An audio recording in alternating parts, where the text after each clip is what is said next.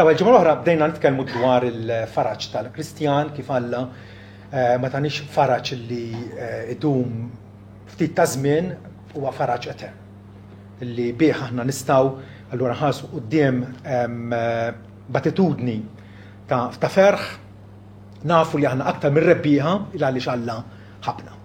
Alla jinteressaħ minna u l-katekizmu ta' Heidelberg infatti hekk jibda illi saqsi x'inhu l-uniku faraġġ tiegħek fil-ħajja u fil-mewt. U rajna kif Alla tirrinta huwa favur tagħna.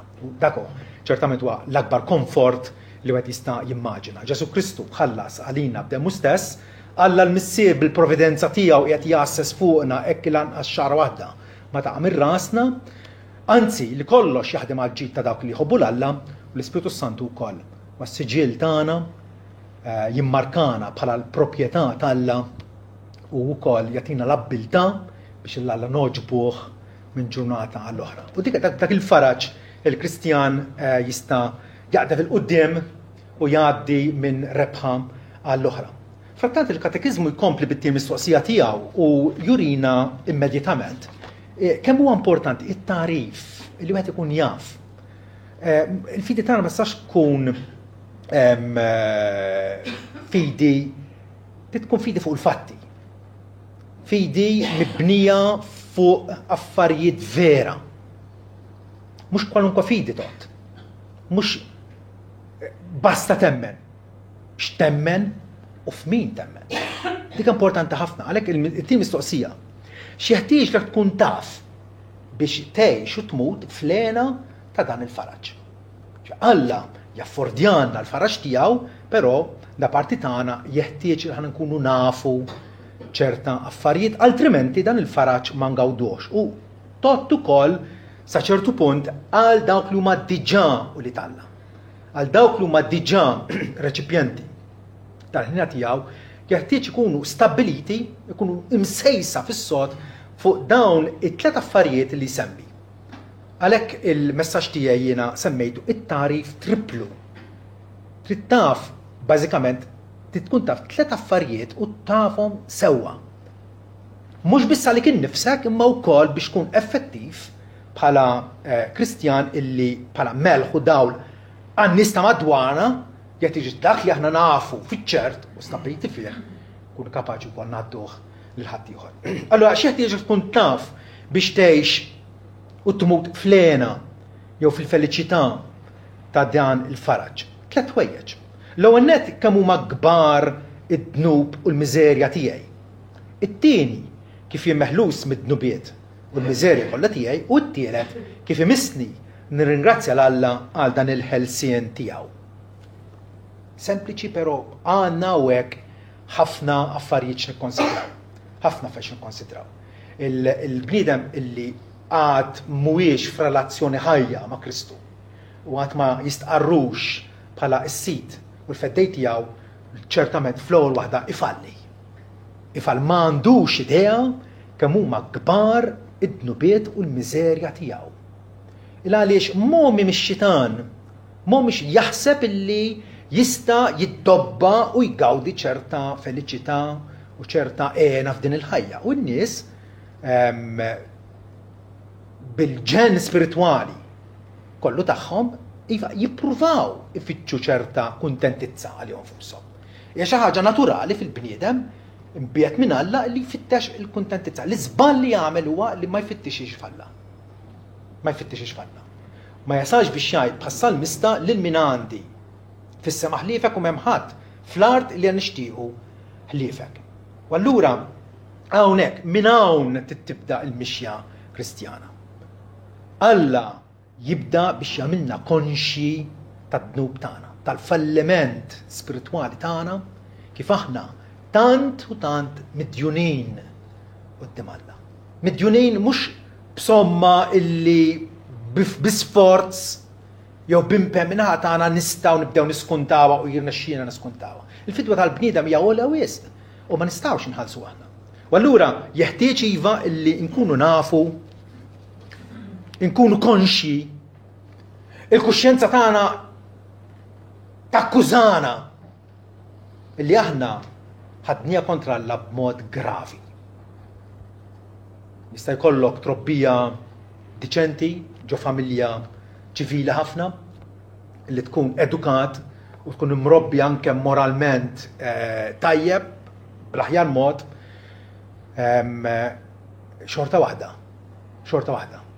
Alla iħares lejl bniedem u jaraħ maqtuħ mill-ħajja tiegħu minħabba id-dnub. Naħseb l-aħjar ritratt li tatina l-iskrittura dwar il-qagħda spiritwali tagħna. Ġejjin milli ma sfond ġejjin milli ma kultura ġejjin, m'għandux x'jaqsam. Pawlu hawnhekk fir-Rumani 3 ipenġi ritratt u jgħidilna aħna aħjar minnhom le b'ebda mod. Għax qabel urejna li sew il-Lut u kemm il-Ġentili ġifieri sew dawk li huma reliġjużi u dawk li qas jippretenduha li huma reliġjużi, il-kol kemm huma jinsabu taħt id-dnub. Palli kieku hemm madmat fuqna illi qiegħed jassarna, qiegħed iżomna fl-iskjavitu bħalma hu miktub. U Pawlu hawnhekk b'mod eċċellenti jikkwota sensiela ta' kwotazzjonijiet, sentenzi osra mit-Testament il-Qadim biex juri anke lil-Lut mill-Bibja tagħkom stess, intom li tippretendu intom reliġjużi. Ara kif titkellem dwarkom il-Bibja tagħkom stess. U allura jikkwota u jgħid bħalma hu miktub m'hemm ħadd tajjeb le lanqas wieħed. U dak ovvjament jinkludi lili. Ma nistax ngħid ħadd ieħor lanqas wieħed m'hemm illi huwa tajjeb. Niftakru meta dak iż-żagħżugħ għani illi derlu li hu tajjeb, resa fuq Ġesu u għallu ma'allem tajjeb, x'jeħtieġ nagħmel biex nirret il-ħajja ta' dejjem. U Ġesu għallu għalfejn iseħħ li tajjeb. Wieħed hemm li hu tajjeb, Alla nnifsu. Ġesu irid iġibna dan huwa l-ewwel fatt kbir tal-Vanġelu. Irid iġibna konxi tad-dnub tagħna. M'hemm ħadd tajjeb, m'hemm ħadd li jifhem, m'hemm ħadd li jfittex il-Alla. Kemm il-darba nisma' anke testimonjanzi illi jgħidu jew forsi ma nafx jiena kif, però jgħidu li minn dejjem kienu ifittxu lill-Alla. Kapaċi Alla jpoġġiha f'qalbek biex tibda tinteressa ruħek, tibda tagħmel riċerka tiegħek, tibda tfittex tweġibiet għall-mistoqsijiet tiegħek. Però waħdu l-bniedem ma jfittix l-Alla. Il-koll ħarġu mit-triq, kollha kemm huma ma jiswewx hawnhekk. L-idea hija bħal meta għandek il-butir illi ranġat. Għadu jidher tajjeb però ma jittikolx. Mhux tajjeb. Jew ħobs illi mmoffa, mhux ħamilek ġid żgur. Kollha kemm huma ma jiswewx ħadd m'hemm li jagħmel is-sewwa le lanqas wieħed. Anke il-membri differenti ta' ġisimna, speċjalment l-sien li kemminna Sant'Ambru u ngħidu lill-Sinjuri xint, gerżumithom qabar miftuħ, bil-sienhom ħadmu l-qerq, sem jew il-valenu tas-srib jinsab taħt xuftihom, sħit u mrar fommhom mimli biex jikkonvinċina Apostlu Pawlu. Kemm ta' aħna midinbin jgħidilna ħarsu lejn jew isimgħu x'diskors joħroġ minn fomkom. Għax dak id-diskors jirrifletti xejn fil-qalb. Ħfief riġlihom biex ixerdu d-demm, ħerba u miżerja nfitraqathom, it-triq tas-sliem ma jarfux. U jgħalaq billi jgħid m'hemmx biża' Alla quddiem għajnejhom. Il-bniedem irid jgħix bħalli kieku Alla ma jeżistix. U din hija l-gravità tad-dnub, il-gravità tad-dnub. Ġwanni fl-ittra tiegħu jgħid jekk aħna ngħidu li ma dnibniex lil Alla nkun qegħdin inkitbuh u l-verità tiegħu mhijiex fina. Għas nkunu għadna bdejna fit-triq li twassal għall-ġenna jekk aħna ma naffaċċjawx onestament il-qagħda miżerabbli tagħna nfusna. Ovvjament il-bniedem jipprova jaħbi il-qagħda miżerabbli tiegħu billi jixrob, billi jilab, billi jiddiverti, billi jaljena li hu nnifsu b'elf metodu u wieħed, però l-miżerja tibqa' hemmhekk. X'miżerja din? Hija miżerja riżultanti mill-fatt li aħna mifrudin minn Alla. Mifrudin minn Alla. Efesin 2 vers 12 għal darbohra Pawlu jgħid li f'dak iż-żmien ġifa qabel ma aħna konvertejna konna mingħajr Kristu billi konna barra mill-poplu ta' Iżrael, barranin għal pattijiet tal-weda, mingħajr tama u mingħajr Alla f'din id-dinja. L-ar sitwazzjoni tista' tkun fiha hija li tkun mingħajr Alla. Li tkun mingħajr Alla. Ovvjament ħafna nies għal konvenjenza jew għal rispettabilità tagħhom nfushom jgħidu jiena nemmen f'Alla. Però skużi, qed tgħix fid-dawl tad-dikjarazzjoni tiegħek li inti temmen f'Alla, tirrispetta l-liġi tiegħu, qiegħed qimu kif jirrakjedju. Il-bniedem mitluf huwa mingħajr Alla, mifrut minnu. Qiegħed jgħix f'mewt spiritwali. Mewt spiritwali. Il-ħlas tad-dnub huwa il-mewt. Id-dnub, il-konsegwenza inevitabbli tiegħu huwa li jifirdek minn Alla. Jifirdek minn Alla. U jnissal fik ħtija. U l-bniedem jaf fil-kuxjenza tiegħu. Alla ta' kuxjenza lil kull bniedem. U kull kuxjenza tinfurmana, takkużana. Ħafna drabi ġieli tiskużana, ma ħafna drabi takkużana. U aħna nkunu naqblu, ikollna bil-fors, naqblu ma dik il-kuxjenza tagħna. Għax hija bħalli kieku leħen Alla fil-qalb tagħna fejn iva nħorġu konvinti li aħna ħatin qudiem Alla. U l-darba ħatin ħaqna il-kastik tiegħu. Meta wieħed huwa ħati jinstab ħati fil-qorti x'jiġri? Jingħata ċitazzjoni jew il-penali jew il-pina fil-ħabs li jkun jistħoqlu skont il-liġi. Bniedem jaf li huwa ħati u allura avolja forsi ma jirċevix il-kastik dovut lilu f'din id-dinja, jaf li hemm kastik inevitabbli mingħand imħallef ġust illi ma jixxaħħamx. Imħallef illi ma jinxtarax bil-flus jew b'xi oġġett ieħor. Alla li mħallef ġust li jagħmel ħaq bil-fer. Aktar minn hekk id-dnub ukoll iniġġisna. Jiġifieri iħammiġna. Naraw ħafna nies illi iżommu l-persuna tagħhom nadifa, jinħasslu kuljum. Jilbsu sabiħ bl-ingravata u bil-pettinatura kif suppost u jidru rispettabbli ħafna. Ħafna. Fajnina nara dawk kapaċi jkunu nies mill-aktar maħmuġa. Għaliex? Għaliex dak li joħroġ minn ġewwa l-bniedem illi jħammeġ il-bniedem.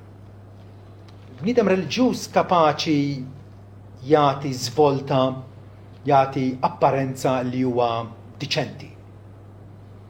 U allura jintilef ħafna ċerimonji u ħafna ritwal li minn barra jidher sabiħ, però minn ġewwa. Il-problema tad-dnub tibqa' hemmhekk u Ġesu sidna dak illi dejjem tambar u enfasizza fuq. Mattew 15 vers 18 jgħidilna li dak il-ħwejġ li joħorġu mill-fom jiġu mill-qalb. U dawk irġsuh lill-bniedem għax mill-qalb joħorġu l-ħsibijiet ħżiena, ħsibijiet ħżiena dwar Alla, dwar il-proxmu tiegħek, dwarek innifsek, li inti taħseb li inti tajjeb, vera? Joħorġu ħsibijiet ħżiena, il-qtil, jekk mhux il-qtil ukoll ix-xewqa li teħles ma' ħadd ieħor għax tobodu. L-adulterju jekk mhux fiżikament imma b'għajnejk kapaċi tixtieq. Iż-żena, is-serq, ix-xhiediet folot, dawn l-ħwejjeġ iniġsuh lill-bniedem. Din hija l-evalwazzjoni ta' Sidna Ġesu il-kull wieħed u waħda minnha. Id-dnub iħammiġna jikkorrompina b'tal mod illi inti tagħmel dnub u biex tagħtih jew tiskużah jew taħbih tagħmel dnub ieħor. U terġa' tagħmel dnub ieħor. Id-dnub jasrek. Ma taħsibx illi inti illi tinsab kontra Alla tista' tiddeċiedi liberament illi tgħid minix ħankompli. Għaliex? Għax inti skjaf tad-dnub u Sidna Ġesu waħdu li kapaċi liberak minn dik il-qagħda tant u tant miżerabbli kif isejħilha il-katekizmu ta' Heidelberg. Dnub ħarbat kull relazzjoni. Imma l-aktar gravi, l-aktar importanti relazzjoni tagħna malla. Flok maħna noqorbu lejh, flok ma nfittxu l-komunjoni tagħna miegħu, naħarbu minnu. Imma wkoll ħarbat il-relazzjoni, ir-raġel mal-mara, il-ġenituri mal-ulied, l-għalliem mal-istudenti, l-istudenti mal-kap tal-iskola, dawn ir-relazzjoni huma kollha mħarbtin minħabba l-fatt illi hemm ribellioni bażika kontra Alla.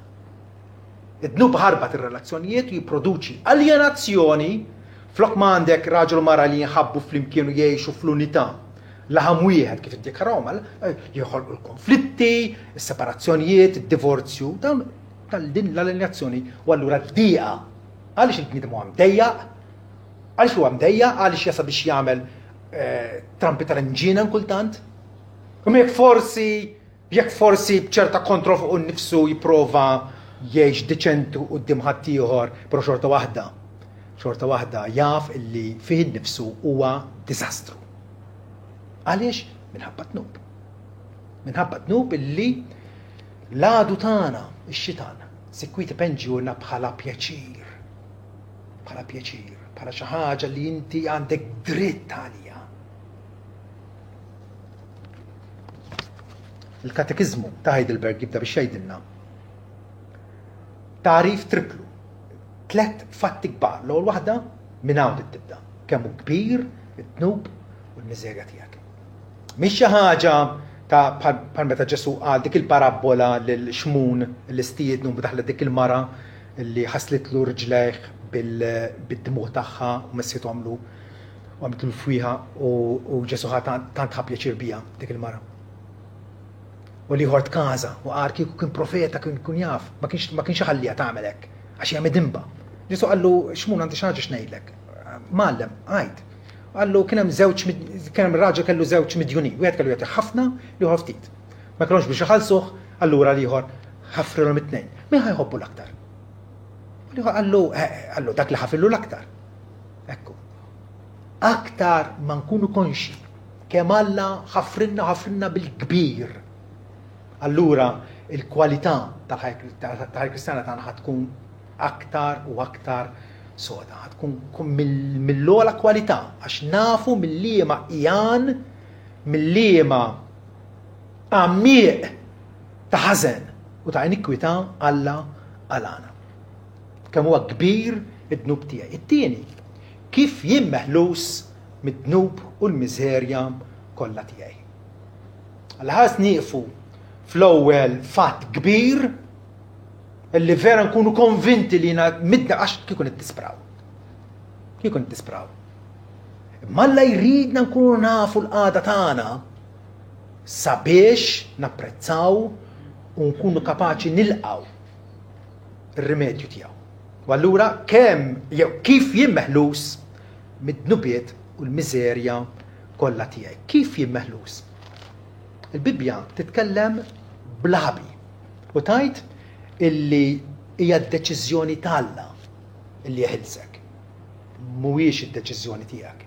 Hija d-deċiżjoni t'Alla. Alla skont il-ħniena kbira tiegħu illi jurija ma' min iritu.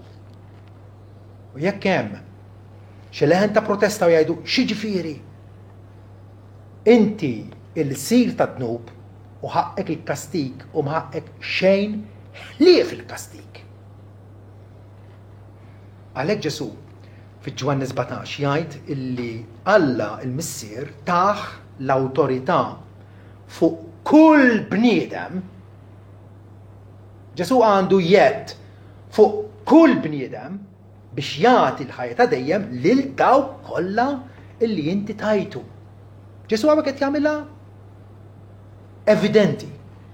Alla taħ nies minn fost l-umanità u Ġesu għandu l-jett li jagħtihom il-ħajja ta' dejjem. Is-salvazzjoni tagħna, l-fidwa tagħna hija l-emil t'Alla. L-emil t'Alla waħdu u b'ebda mod inkunu qegħdin ninġurjaw il-glorja ta' Alla.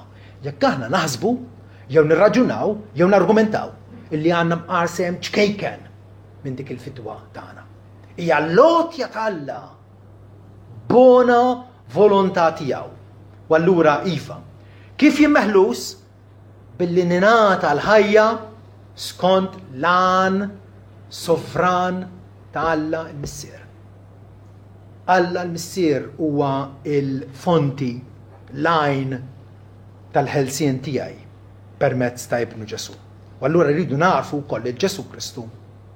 Ġesu Kristu imwieled f'Betlehem minn Marija, Ġesu illi bata taħt Ponzju Pilatu, miet u difnuh. Dan huwa Ġesu Alla liben. Bniedem f'kull sens bħalna l-bnedmin. F'eċċezzjoni waħda.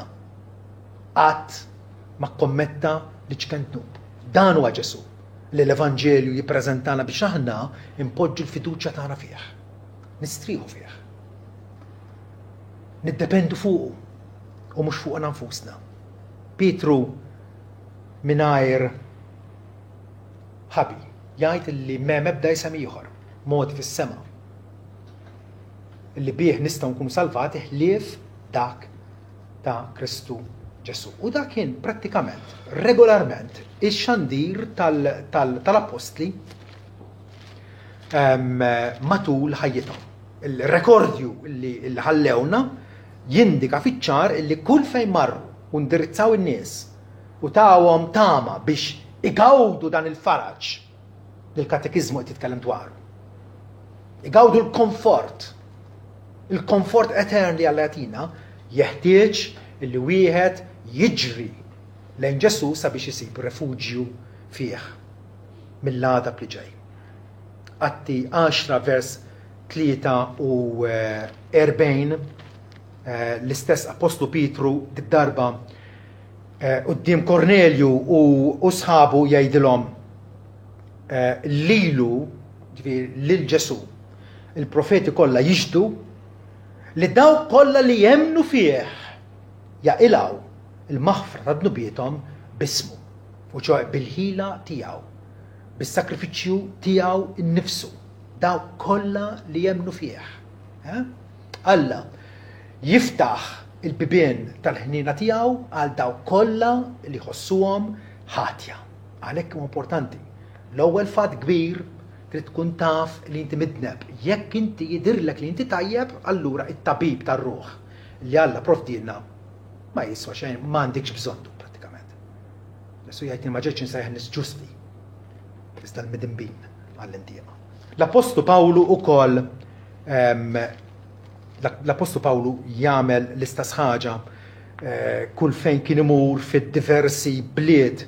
Pereżempju fl-Atti 13 vers 38 jgħid kunu għafu mela irġilu waħwa li permessa tal-bniedem Ġesu il-maħfra ta' dnubiet jam xandra lilkom. Alla qiegħed joffrilna il-maħfra tiegħu, qiegħed jiddikjara li hija realtà fi Bnu Ġesu. U dawk kollha bih dawk kollha li jemmnu huma ġġustifikati mill-ħwejjeġ kollha li bihom li minnhom ma stajtux kunu ġustifikati bil-liġi ta' Mosè. Alla qed jgħidilna illi il-qalqu innifsu jiddikjarana ġusti. Jiddikjarana ġusti, jiddikjarana liberati minn kull ħtija. Jatina l-maħfra kompluta tiegħu appena impoġġu l-fiduċja tagħna fi Bnu Ġesu. Fih u f'xejn u ħadd iżjed. Għaliex għax Ġesu waħdu huwa omnipotenti u kapaċi isalva għal kollox il-dawk li bih jersqu lejn Alla. U allura quddiem din il-ħelsien kif isejħilha il-katekizmu. Issa jiena kif ħan nirrispondi għalija? Kif ħan nirrispondi għal dal-ħelsien? Billi nirringrazzja l-Alla. Infatti il-bqija mindu inti tikkonverti ddur lejn Kristu. Tajjeb?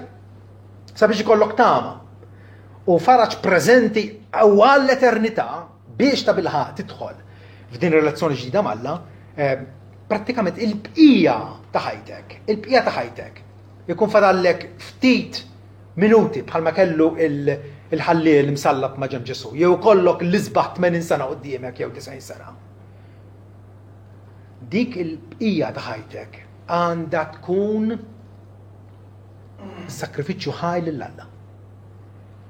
offerta tiegħek innifsek il-Alla. Għaliex din hija xi ħaġa loġika, hija xi ħaġa mill-aktar tiftijem.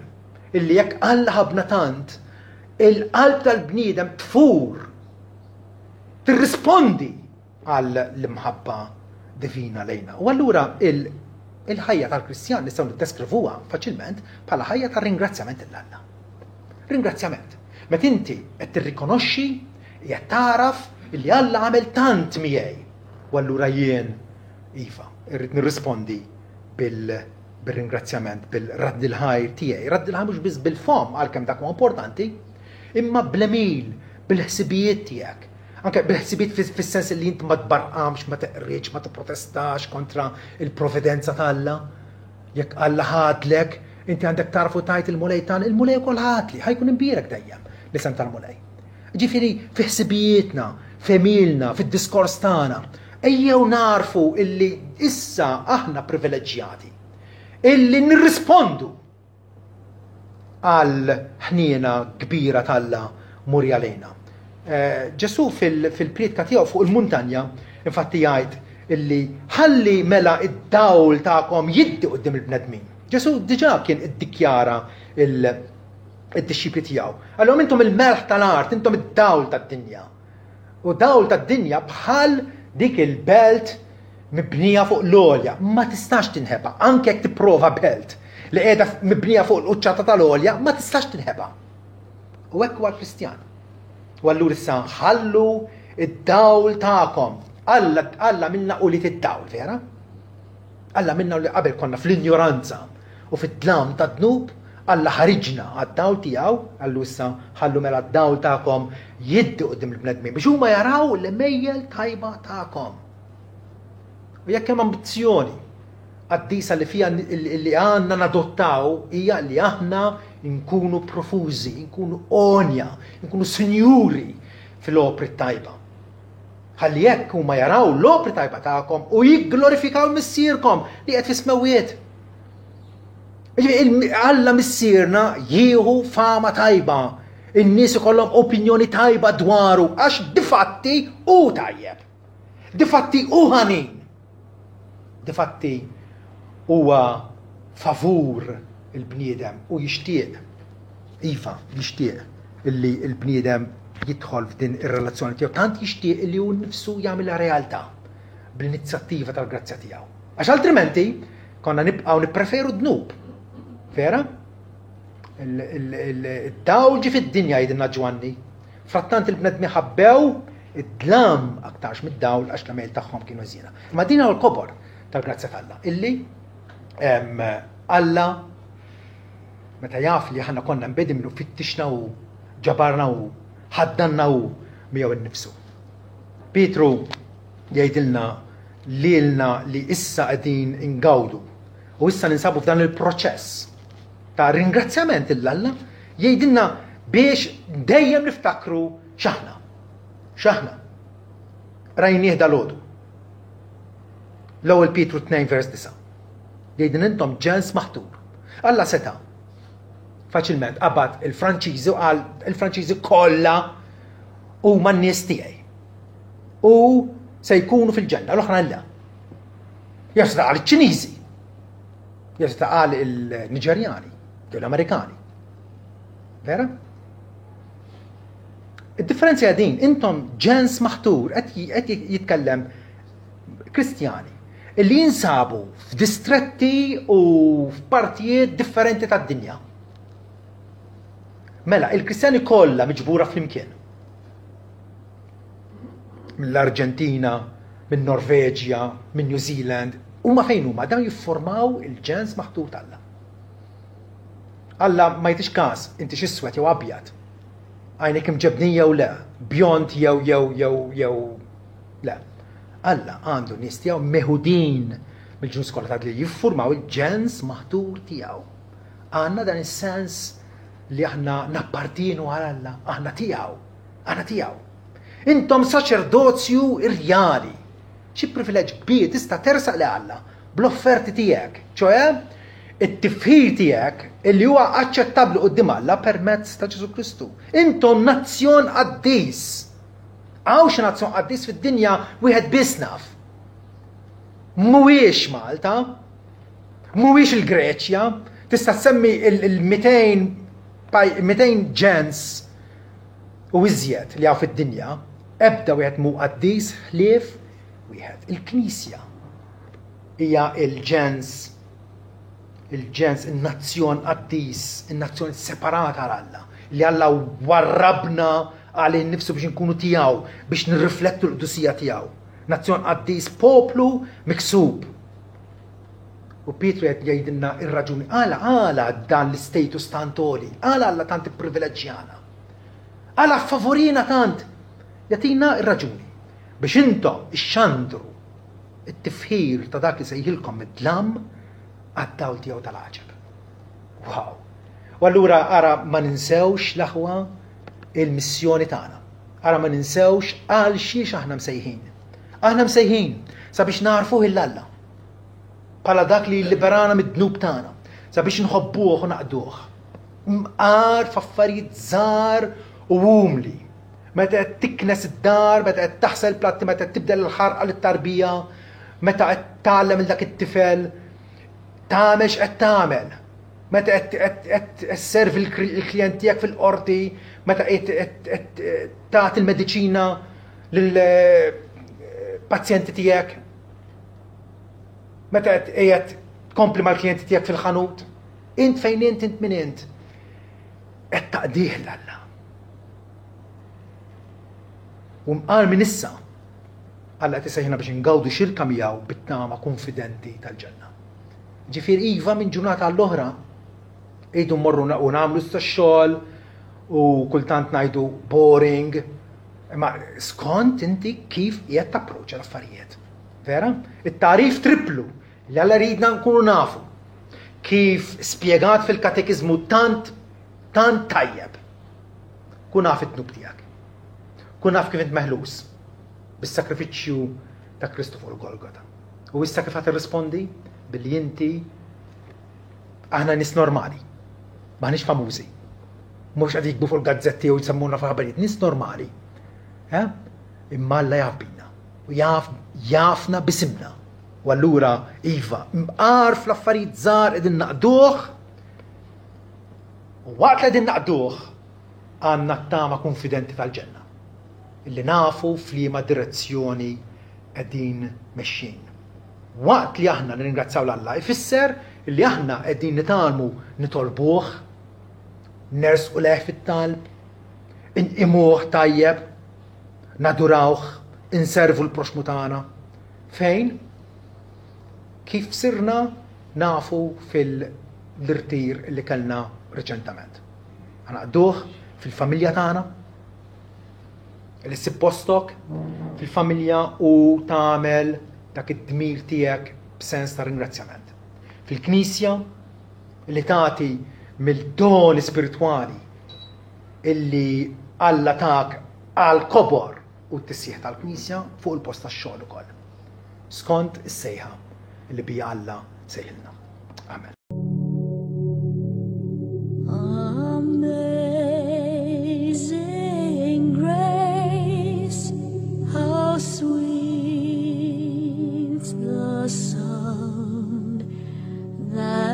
Saved a wretch like me. I was lost, but now I'm found. Was blind, but now